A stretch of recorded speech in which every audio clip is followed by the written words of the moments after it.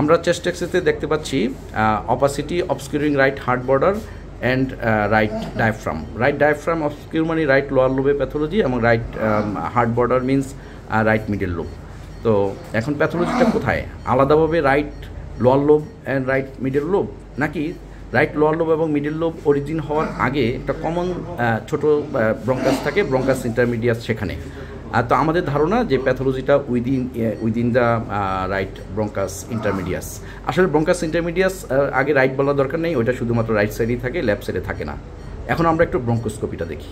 আমরা 2% দেখতে পাচ্ছি যে কারিনা রাইট সাইডে যাও। তো কারিনার পর আমরা পরিষ্কার দেখা যাচ্ছে না, একটু ক্লিয়ার করতে। হ্যাঁ, রাইট আপার লোব ব্রঙ্কাস, যেখানে আমরা 3টা সেগমেন্ট দেখতে পাচ্ছি, এপিক্যাল, অ্যান্টেরিয়র, পোস্টেরিয়র। তারপর রাইট আপার লোব ব্রঙ্কাসের পরেই একটু নিচের দিকে যাও, লোয়ার লোবের দিকে যেতে থাকো, লোয়ার লোবের দিকে। হ্যাঁ, রাইট আপার লোব ব্রঙ্কাসের ঠিক সাথেই আমরা দেখতে পাচ্ছি ব্রঙ্কাস ইন্টারমিডিয়াস। রাইট আপার লোব ব্রঙ্কাসের সাথে প্রথমে ব্রঙ্কাস ইন্টারমিডিয়াস, তারপর লোয়ার লোব এবং মিডল লোব দুই ভাগে ভাগ হয়ে যায়।